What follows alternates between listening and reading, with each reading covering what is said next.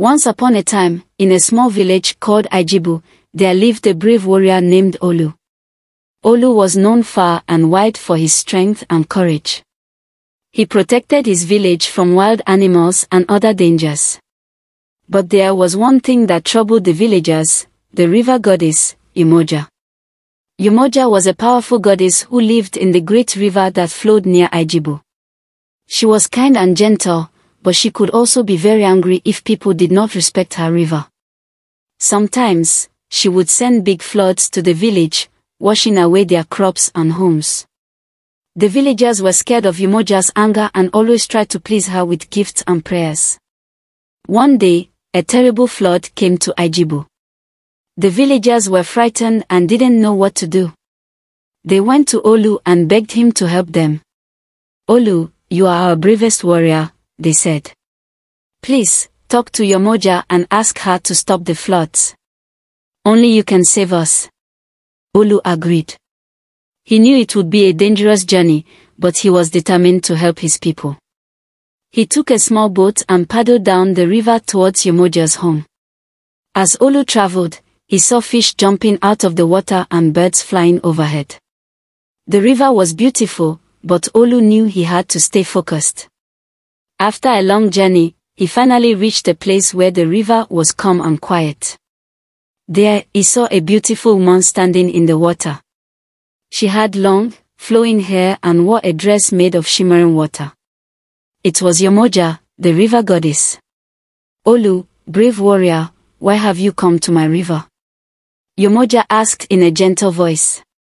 "O kind goddess, I have come to beg you to stop the floods," Olu replied.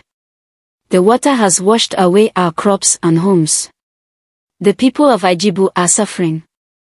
Please, have mercy on us." Umoja looked at Olu with kind eyes. "I am not angry with your people, brave Olu," she said. "But there is a problem in the river that I cannot fix alone. A terrible monster has awakened deep in the river, and it is causing the floods.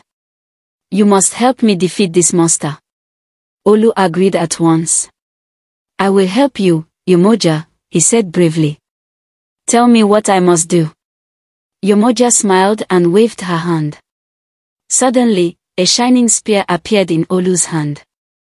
"Take this magic spear," she said. "It will help you defeat the monster. Follow the river to its deepest part, and there you will find the monster." Olu thanked Umoja and set off on his quest. He paddled further down the river, deeper and deeper into the forest. The water grew darker and the air cooler. He could hear strange noises coming from the depths of the river.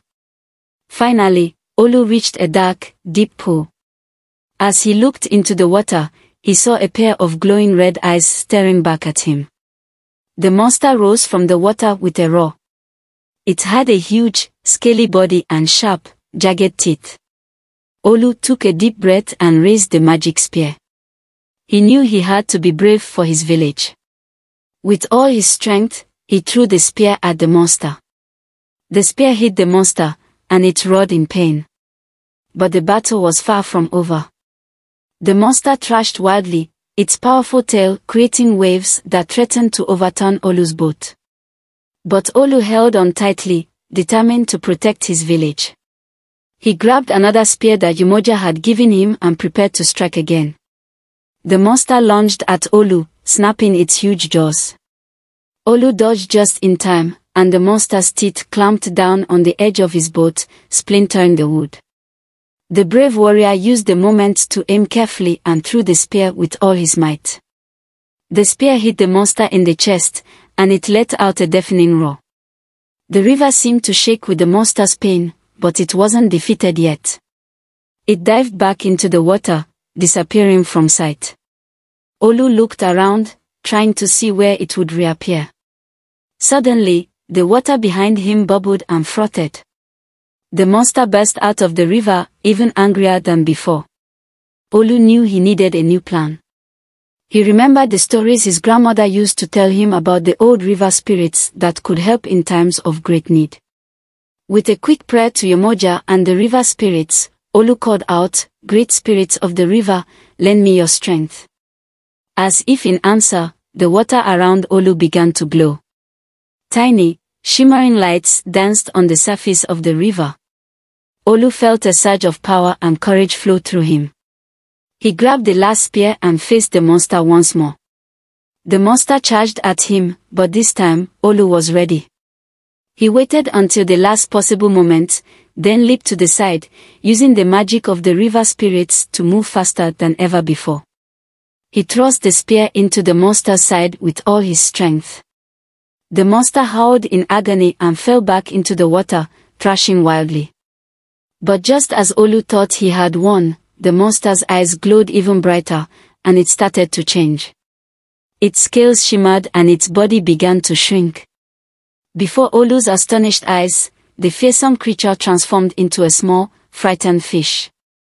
The glowing lights around Olu dimmed, and the river became calm again.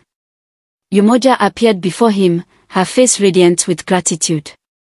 "Olu, you have done what no one else could," she said. "You have defeated the monster and saved your village. But there is more you need to know. The monster was once a guardian of the river, cursed by a dark spell. Your bravery has broken the curse, and the guardian can now return to its true form." As she spoke, the small fish transformed into a magnificent, shimmering dragon. The dragon bowed its head to Olu, its eyes full of gratitude. "Thank you, brave warrior," the dragon said in a deep, resonant voice. "I am the true guardian of this river. Because of you, I am free to protect it once more." Olu smiled, feeling a deep sense of accomplishment. But he knew his journey was not yet over. He had to return to Ijebu and tell his people of the great adventure and the peace that would now reign over the river. Yemoja gave Olu a small, enchanted shell as a token of her gratitude.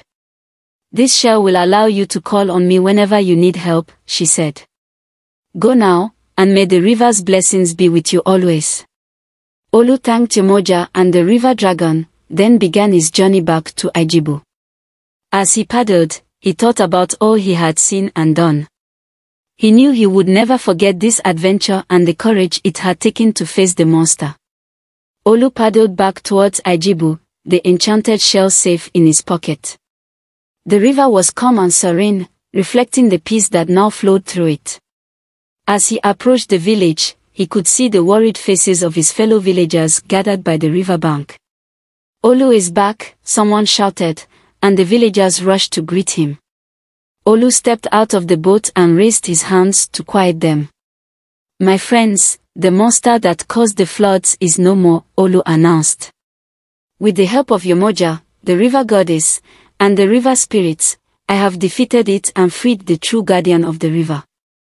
The villagers cheered and celebrated, their hearts filled with relief and joy.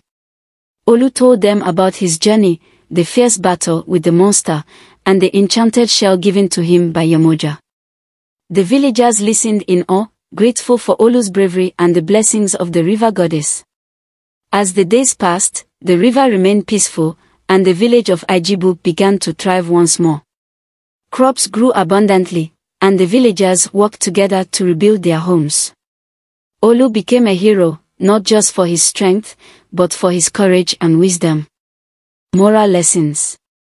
1. Courage in the face of danger. O lesson, true bravery is about facing our fears, even when the outcome is uncertain. O example, Olu ventured into the dangerous river and confronted the monster, showing great courage to protect his village. 2. The power of cooperation. O lesson, working together and seeking help can lead to overcoming even the greatest challenges. O example, Olu sought the help of Yemoja and the river spirits, demonstrating that cooperation and asking for help are vital in difficult times. 3. Respect for nature. O lesson, nature should be respected and cared for, as it holds the power to both sustain and destroy. O example, the villagers learned to respect the river and its goddess, understanding the importance of living in harmony with nature. 4. Kindness and gratitude.